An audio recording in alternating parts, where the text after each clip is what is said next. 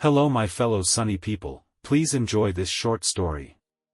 Title: Am I the asshole for ending my engagement after my fiancée attended her ex's birthday party? I, 27M, have been in a relationship with my girlfriend, 26F, for 6 years, and we were thrilled to get engaged last month. Our relationship has been strong for the most part, but one issue has continually resurfaced: her ongoing friendship with her ex-boyfriend, 27M. They've been friends since childhood and even dated for a few years in their teens. Though they broke up, they remained very close, and he's still considered her best friend.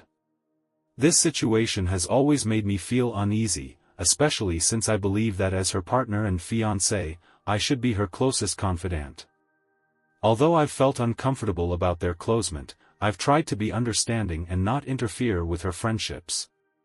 I've shared my feelings with her because I believe in being open, but I've never insisted she end the friendship as I don't want to be controlling. This lingering issue came to a head a few weeks ago when her ex had a birthday party and invited only her, excluding me. This felt quite disrespectful, but she was very keen on attending. She assured me it would be the last time she would spend time with him alone and that she intended to gradually distance herself from him to honor our engagement and respect our relationship. Reluctantly, I agreed, but I asked her to come home early from the party. She returned later that night, visibly happy, and tried to show affection, but I was still processing my feelings and found it difficult to respond. The week following the party was strained. We barely spoke. Despite her attempts to apologize and reassure me that she would keep her promise to end the close friendship with her ex. However, the incident had already caused significant emotional distress for me. After much reflection and discussions with my close friend and 2 sisters, it became clear that their perspective echoed my own feelings. Her actions had shown a lack of respect towards me and our relationship. All of them agreed that I needed to address this issue seriously before it escalated any further into our married life. Convinced by their advice, I decided to end the engagement.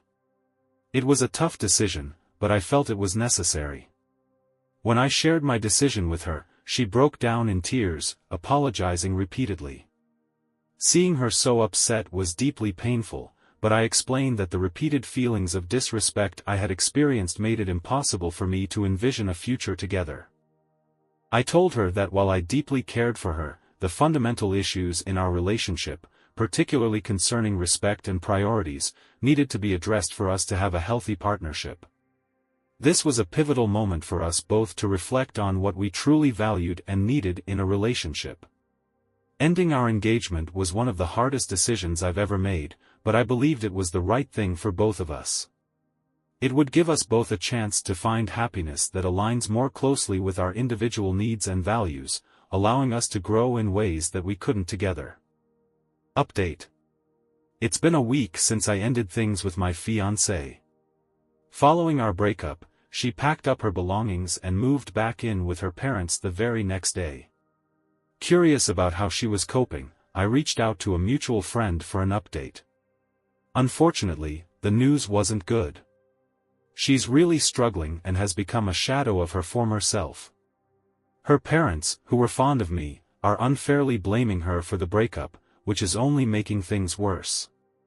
This situation has left me feeling incredibly guilty. I never intended for her to suffer like this after our breakup. Wanting to help, I asked our mutual friend if it might be beneficial for me to talk with my ex. The friend thought it would be a good idea, so I went ahead and called my ex's mom. I explained that her daughter wasn't at fault for the breakup. I've been dealing with personal issues and realized I wasn't ready for marriage. After that, I called my ex and suggested we meet up over the weekend.